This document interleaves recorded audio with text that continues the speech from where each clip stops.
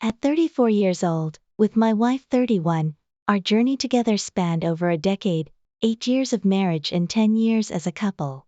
We were more than just husband and wife, we were best friends, confidants, and partners in every sense. Our time together was always enjoyable, our physical connection electric, and our trust in each other unwavering. As I speak about our past, you'll soon understand the poignant shift to the past tense. We had consciously decided not to start a family immediately, opting instead to relish our shared moments and save for a dream home. Last year, that dream materialized when we bought our house, and this year was supposed to be the start of our family journey. However, life had other plans. I have a stable, well-paying job, while my wife excels as an elementary school teacher, adored by her students and their parents alike. Keep this idyllic image in mind as I unfold the events that transpired next. On an ordinary Tuesday, my world started to tilt. A call from a woman I didn't know left a voicemail that I initially dismissed as a scam. I habitually block such numbers, but this time, I forgot. Later in the day, the same number called again. The voicemail she left revealed she was the wife of one of my wife's former coworkers, who had recently died. She urgently requested I contact her, claiming to have crucial information to share. Curious, I secluded myself in my office and called her back from my personal phone. She answered immediately, dispensing with formalities. She introduced herself and explained her husband's recent demise from cancer after a year-long battle. As I began to offer condolences and note down the details to inform my wife, she interrupted me. Her next words sent a shockwave through my system. She revealed that in his final days, her husband confessed to a secret, long-standing affair with my wife, spanning 3 years from mid-2015 to the summer of 2018. This revelation sent my mind reeling, my heart pounding with a mixture of disbelief and shock. Struggling to find words, I wondered aloud if his confession could have been a medication-induced hallucination. But she was certain of its truth, having discovered hundreds of messages and a disturbing video on his laptop that confirmed their affair, including their final encounter in August 2018. As she continued, I grappled with a torrent of emotions. The image of my wife, the woman I had built a life with, the person I had trusted implicitly, was now shrouded in a haze of betrayal and deceit. The realization that our seemingly perfect life was marred by such a deep-seated secret was not just shocking but utterly heart-wrenching.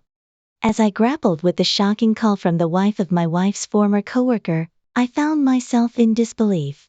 Eager for tangible proof, I gave her my personal email and requested evidence. She quickly complied, sending several explicit messages they exchanged, but the video was too large to email. She didn't have a jump drive, so she hurried out to buy one. Upon her return, I guided her through the process of transferring the video onto the drive. The next morning, the drive arrived at my office. I had brought my personal laptop specifically for this purpose. Inserting the thumb drive, I braced myself and pressed play. What I saw was unimaginable, my wife with a man I had never seen, engaging in acts that were beyond description. The 29-minute video was not only explicit but also deeply unsettling in its content. Their laughter and apparent enjoyment were sickening. When the video first started, I broke down in tears, feeling a wave of nausea. But as I continued to watch, my sadness morphed into an incandescent fury. I was thankful my wife wasn't there, I was so enraged, I feared what might have happened in her presence. Now, it's Thursday evening, and I've been composing this post for the past hour and a half. Earlier in the afternoon, I called my wife, feigning a dinner outing with clients, a common occurrence in my line of work, so she suspected nothing. As for my next steps, I am heavily leaning towards divorce. The thought of staying with her is unbearable, and forgiveness seems impossible.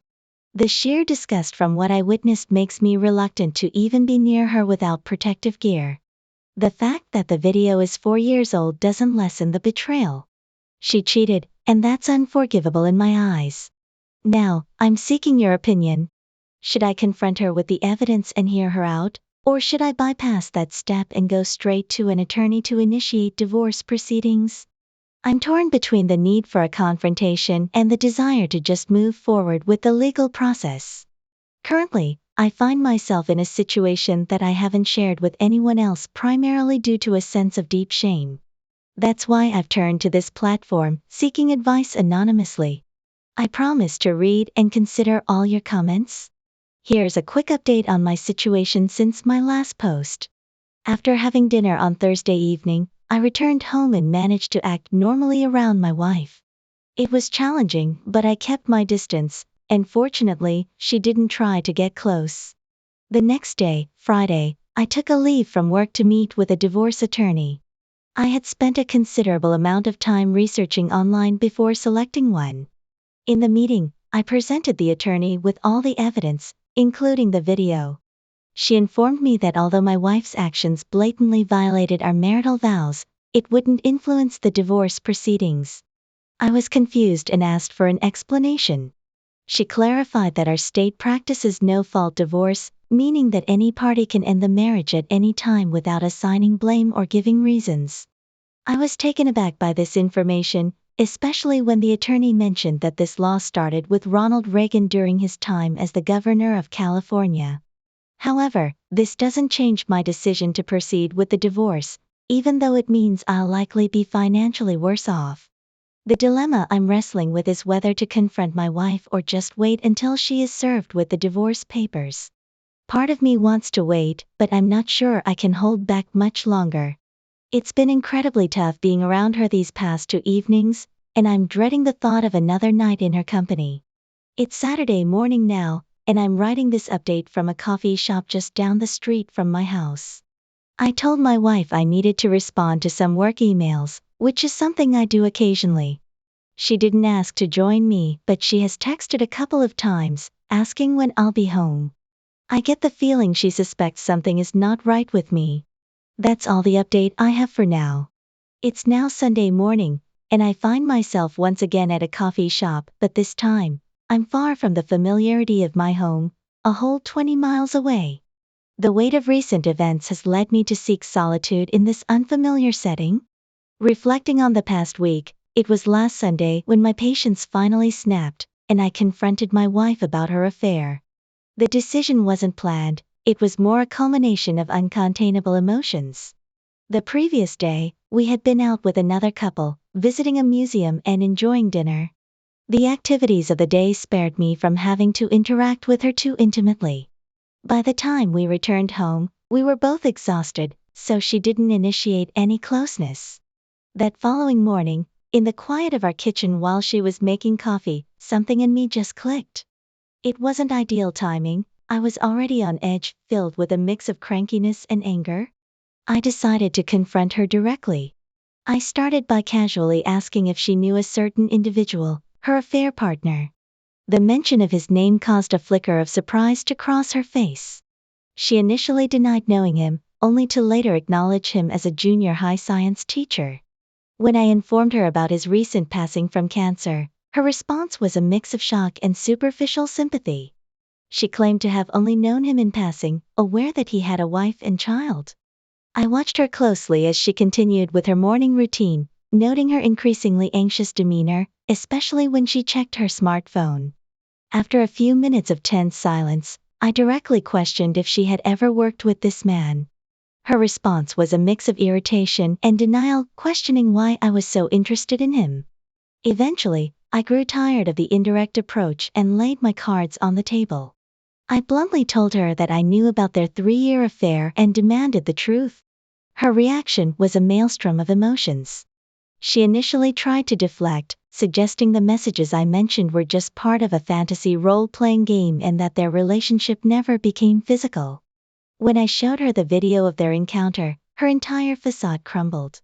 She went from staunch denial to a state of panic, quickly shifting to tearful apologies. She tried to justify her actions by saying it had all happened 4 years ago, insisting she was a different person now. This whole ordeal has left me feeling like I'm caught in a whirlwind. Her betrayal, the depth of her deception, and the emotional upheaval that followed have been overwhelming. As I sit in this coffee shop, miles away from the life I thought I knew, I ponder over the next steps and the future of a relationship that has been irreparably damaged. I abruptly got up from my seat and walked out to the patio, seeking a moment of solitude to process everything. She followed me, tears streaming down her face, pleading for a chance to talk. Her cries grew louder as she begged me to stay, but I needed space. In the bedroom, I began to pack my things, determined to leave. She tried to stop me, clinging and hugging me, but I was resolute. I warned her that if she didn't let go, I would send the video of her affair to her parents. Upon hearing this, she released me and collapsed onto the bed, sobbing and repeatedly saying she was sorry.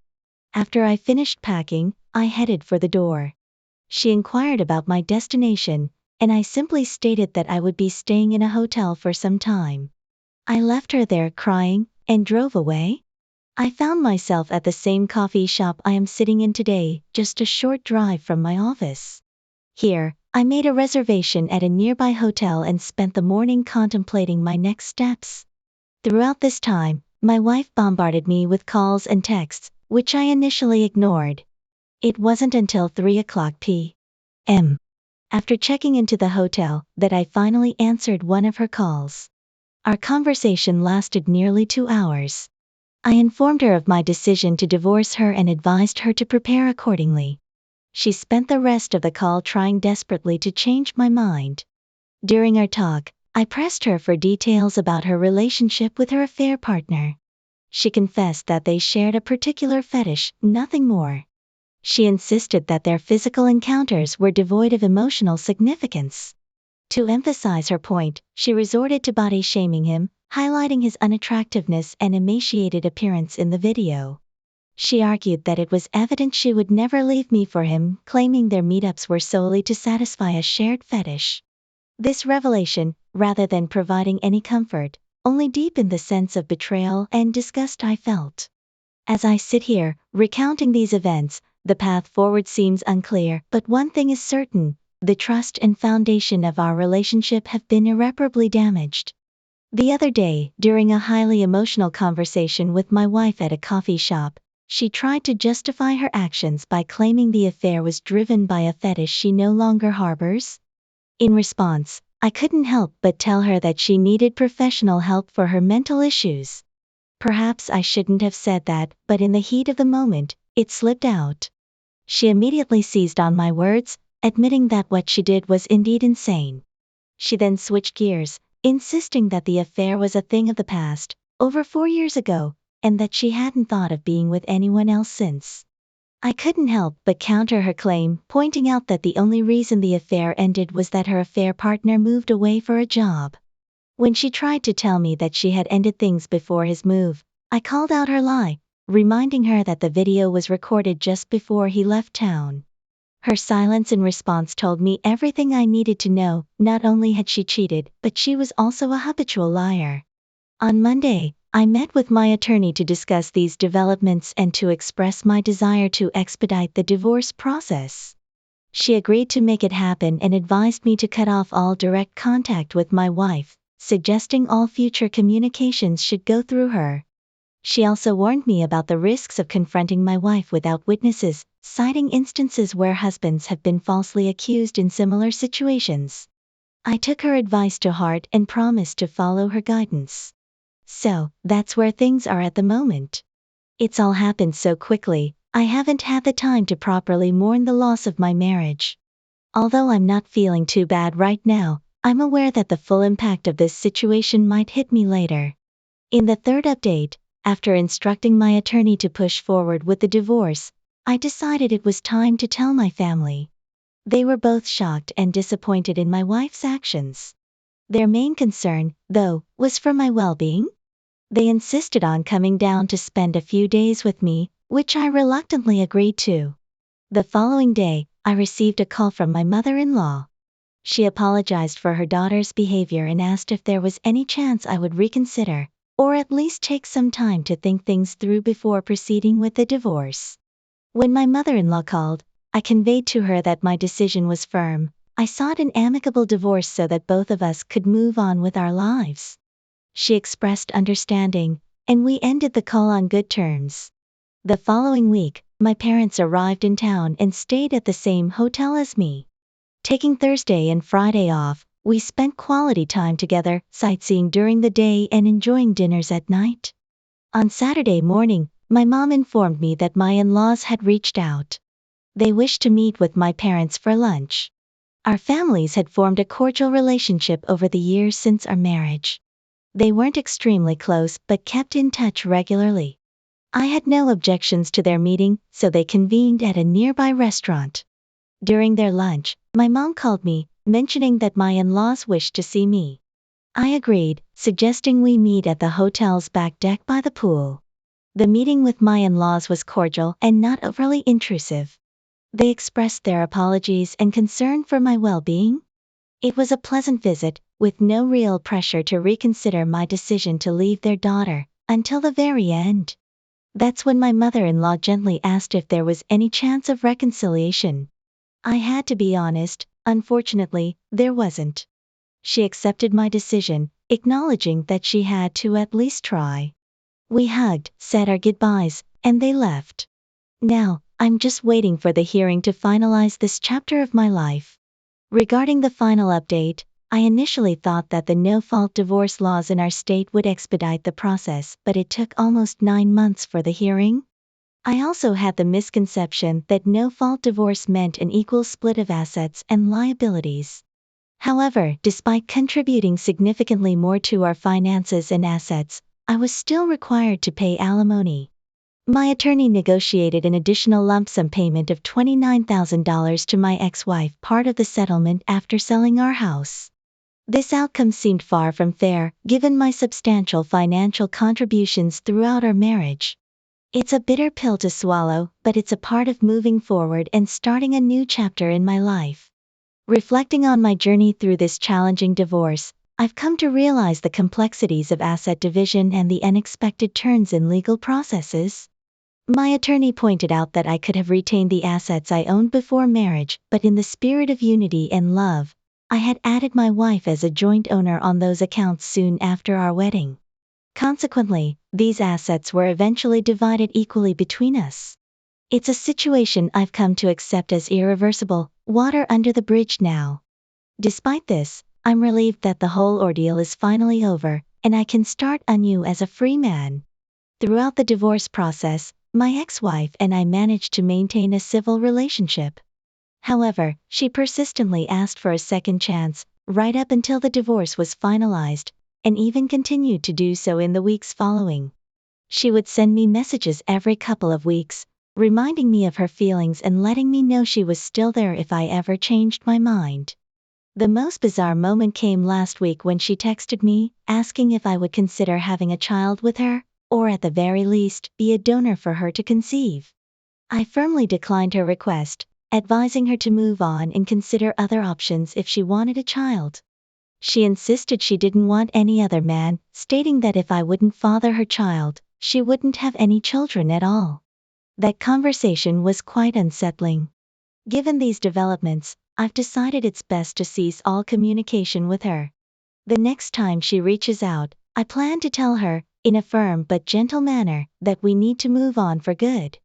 I also intend to inform her parents about her recent behavior, hoping they might intervene and help her find closure. So, that's the end of my story. I may have lost half of my net worth, but gaining my freedom and peace of mind is invaluable. Thank you for following my journey, for your likes, comments, and support. If you enjoyed this story, feel free to subscribe for more updates. Until next time, take care.